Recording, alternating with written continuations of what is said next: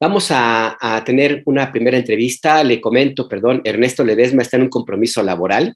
Él tiene una agenda apretada esta mañana. Se va a incorporar en cuanto termine sus juntas. Esperemos que llegue por acá a la mesa de los periodistas de este miércoles. Pero mientras tenemos ya aquí a Michael Chamberlain. Michael, ¿cómo estás? Bienvenido a Momentum. ¿Cómo te va? Buenos días. Hola Alberto, buenos días. Pues aquí ya yo comentando lo que de este compañero Francisco Garduño, que a mí me sorprendió, perdón, pero es que no deja de serme, pues no me quiero enojar, la verdad, porque tengo que estar un poquito más zen, pero qué bárbaro, de veras, un problema tan grave y la política migratoria tan militarizada en México y el señor llega a leer lo que todo el mundo estaba leyendo. Pero bueno, en fin, Michael. Publicas en Rompeviento un artículo que me parece a mí interesante, que tiene que ver de una u otra manera con este tema de migración que ha sido, que desde 1994, 86 más o menos, Estados Unidos decidió verlo como un asunto de seguridad nacional y desde entonces México sigue a pie juntillas esta determinación, es su mejor alumno. Tiene que ver con seguridad. Tú publicas este artículo en Rompeviento, las causas de fondo de la inseguridad en México. ¿Cuáles son las causas de fondo? En el artículo, Michael, tú señalas algo que me parece muy puntual. El gobierno de López Obrador aplica básicamente la misma estrategia que los gobiernos anteriores. Cuéntanos, ¿de qué se trata? ¿Qué es lo que tú nos cuentas en este artículo? Pues justo Alberto. Pues mira, desde el asesinato de los jesuitas en Tarahumara, pues generó mucho revuelo y nuevamente una discusión en torno a la estrategia de seguridad del presidente. Y él ha insistido en que la estrategia es diferente, que él está atendiendo las causas de fondo. Básicamente, su argumento es que está dando becas a los jóvenes para alejarlos de la tentación de participar en los grupos del crimen organizado, del narcotráfico, etcétera, o de las drogas en general. Y bueno, esto, pues sí, está bien, pero no es suficiente, ¿no? Básicamente la estrategia ha sido más todavía en términos de seguridad, de contención, de presencia, de disuasión, en algunos casos de confrontación con los grupos del crimen, pero no hay hasta ahora, no la ha habido desde hace 13 años, no lo hubo con Calderón, tampoco con Peña Nieto, y no lo está viendo ahora, una estrategia de seguridad que esté mucho más enfocada hacia el desmantelamiento de los grupos criminales. Y me parece que esto es un hecho que está siendo negado sistemáticamente, ¿no? Lo vemos justo en el caso de los jesuitas, donde la respuesta del gobierno es: vamos a buscar al asesino material, pero ignorando que hay un contexto de grupos criminales que operan en la Sierra Tarahumara, que tienen ciertos intereses de control territorial y que, vaya, lo de menos es capturar a este señor, porque seguramente va a surgir otro chueco, ¿no? Que va a generar las mismas acciones ilegales y violentas, ¿no? Entonces, yo creo que es importante mirar los datos, ¿no? Sí hay una tendencia, contrario a lo que dice el presidente, hay una tendencia que va en crecimiento en términos de homicidios, de desapariciones, que son preocupantes. Eh, Se ha discutido mucho de los 120,000 muertos o asesinatos dolosos que ya cruzamos en este sexenio y que son justo, pues, la marca que dejó Calderón. El presidente dice que no, que su tendencia va a la baja, hace unos cálculos muy curiosos, pero él está comparando 3 años y medio contra 6 de Calderón, y si uno mira esta tendencia justamente hacia el final del sexenio, pues sí vamos a tener no solamente más muertos, sino un porcentaje mayor, en una tendencia creciente. Más allá de los números, propongo en este artículo mirar los fenómenos, y un fenómeno que es cada vez más preocupante es el control territorial que hacen estos grupos criminales en diversas partes del país. Ya no solamente es el tráfico de droga, ni siquiera la venta de droga a nivel local, sino cada vez hay más cobro de piso, hay un impuesto, digamos, ilegal que se cobra a los comercios, etcétera, y como una vuelta de tuerca, en este control que tienen, pues empiezan a controlar los mercados del limón, del aguacate, del pollo, y hemos escuchado en las últimas semanas historias no solamente de Michoacán, de Guerrero, etcétera, ¿no? Entonces, este poder que empieza a controlar los territorios en términos sociales, políticos, económicos, pues en realidad lo que está haciendo es disputando el poder estatal. Y me parece que frente a eso la decisión ha sido cruzarse de brazos. Me parece muy importante que se hagan todas las acciones sociales para dar otras oportunidades a los jóvenes, pero junto con eso tiene que haber acciones que desmantelen estos grupos criminales y esto no está sucediendo, ¿no? Tenemos que aceptar que en México existen redes de macrocriminalidad, que son además redes transnacionales, no solamente de México, y tenemos que empezar a mirar cómo hacer acciones, no solamente sociales, insisto, sino de seguridad, de inteligencia, ya lo habíamos hablado la semana pasada, y de justicia para poder justamente acabar con estos grupos y generar condiciones diferentes. Ya se trata ahora de liberar territorios y de proteger a los más vulnerables, entre ellos a los niños, y empezar a generar condiciones diferentes. Sí me parece, y con esto termino, que es necesario revisar con autocrítica y con humildad cuál está siendo la estrategia de seguridad del presidente para buscar tener mejores resultados que no hemos tenido hasta ahora. Parte del análisis que planteas en tu artículo, Michael, incluye una frase que me parece a mí honestamente muy dura. Tú señalas que la plaga criminal disputa el poder del Estado de manera coercitiva, mientras el Estado claudica en su obligación de brindar seguridad por miedo a la coerción de la ley. ¿Qué quieres decir con esta frase que me parece fuerte, Michael?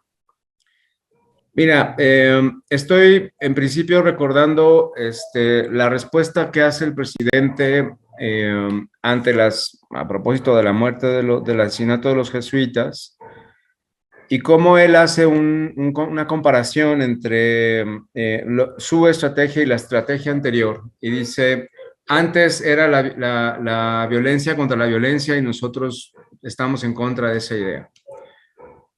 No lo vamos a hacer por medios coercitivos, ¿no? Y eso a mí me llama la atención. Evidentemente no se trata de generar violencia, todo lo contrario, pero justo por eso se necesitan estrategias de inteligencia y eso es lo que no está sucediendo. El principio, Alberto, del Estado, tú lo sabes, es brindar seguridad.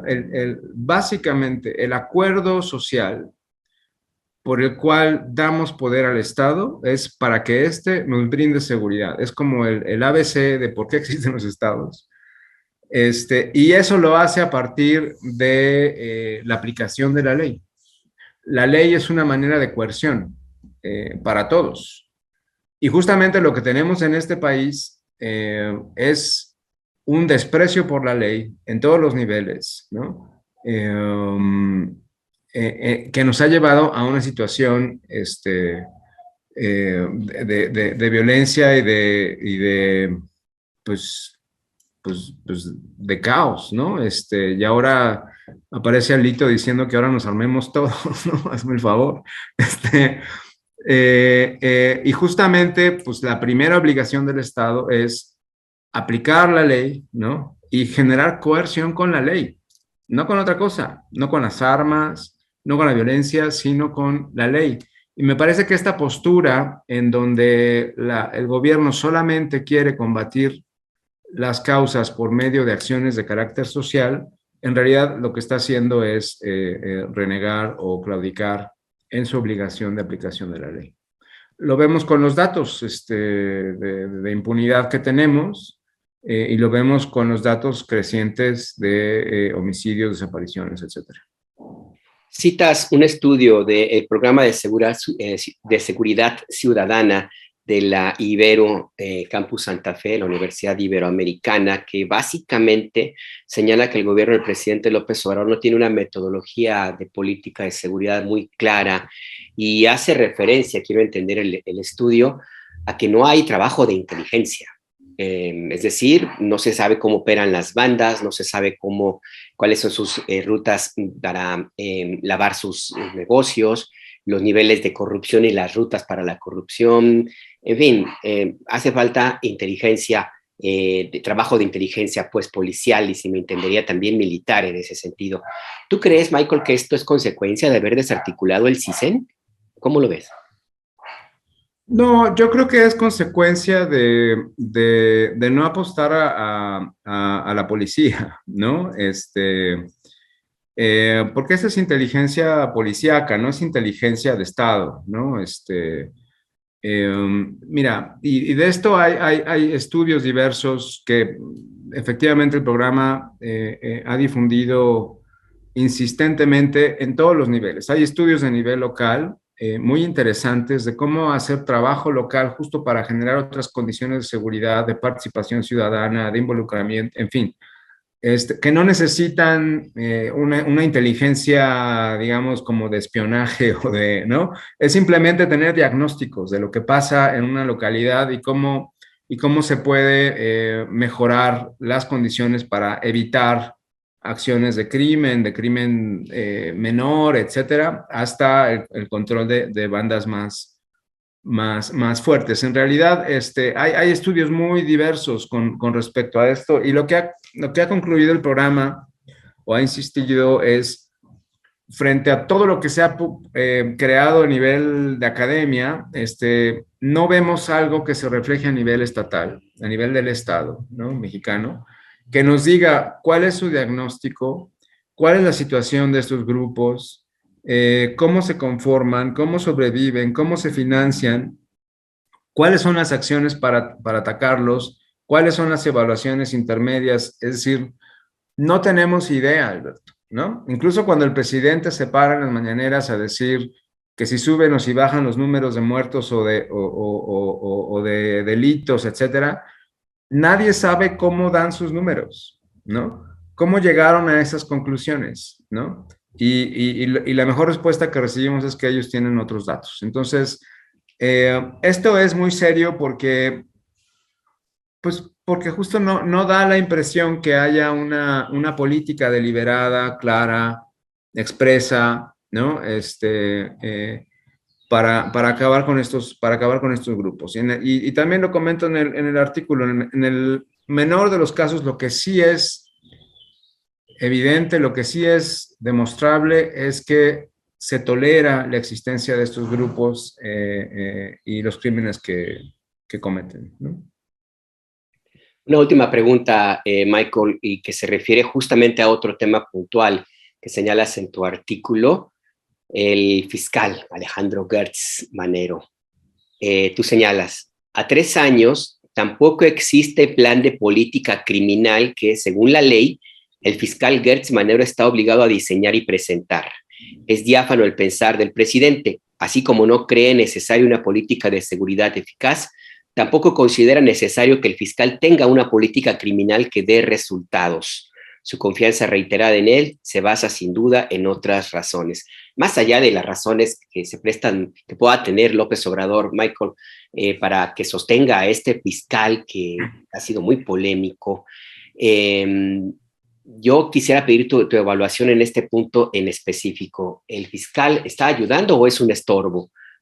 Sobre todo porque, bueno, él puede argumentar, si es que algún día se decide hablar, que heredó una estructura pues totalmente paquidérmica, corrupta, llena de intereses, muy llena de topos, pues, para ser más claro.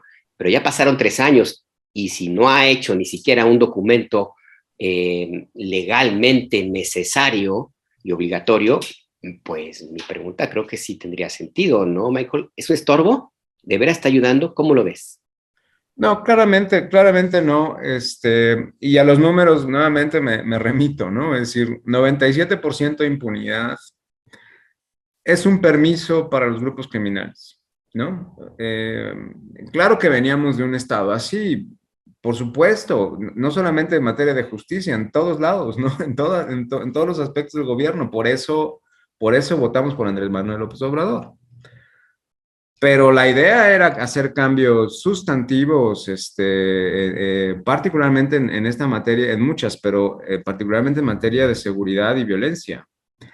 Y lo que hemos venido señalando las organizaciones, la academia, etcétera, ha sido totalmente dejado de lado. Y Hertz Manero en particular, pues ha claudicado incluso a su obligación legal, ¿no? Tenía que haber hecho, desde que llegó, tenía 6 meses para presentar un plan de política criminal, porque parte de la acción de justicia, de procuración de justicia, también es prevenir la comisión de delitos, ¿no? Entonces, ¿cuáles son los de mayor impacto? ¿Cómo vamos a hacer?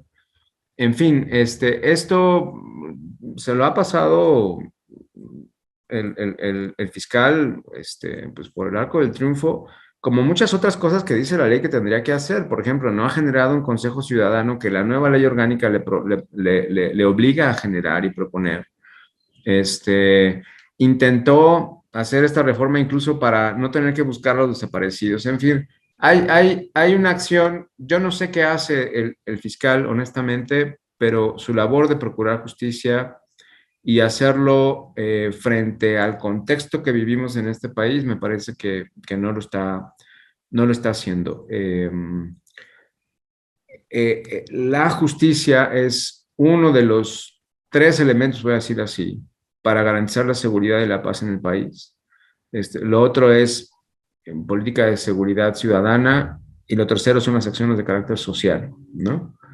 Esto no está sucediendo, ¿no? Y me parece que esto lo único que está provocando es lo que estamos viendo, un mayor aumento de asesinatos, un mayor aumento del poder criminal en los estados, que nos está empezando a llegar al cuello, Alberto. En muchos lugares esto ya no es sostenible, la gente ya no puede vivir, se está desplazando, está migrando, está perdiendo trabajos, en fin, ¿no? No, pues nada más ver San Cristóbal de las Casas, mi querido Michael. Es un Increíble. buen ejemplo, sí, es un buen ejemplo. Bueno, pues mi querido Michael Chamberlain, muchas gracias, defensor de derechos humanos y colaborador aquí en Rompeviento TV, en Momentum, usted lo conoce. Gracias por esta participación y estos datos que nos ofreces con tu artículo, que le recomiendo mucho que lo lea. Ahora sí, Michael, sí, estás filoso, muy bien. Gracias. Gracias, Alberto. Un saludo a la audiencia. Hasta luego.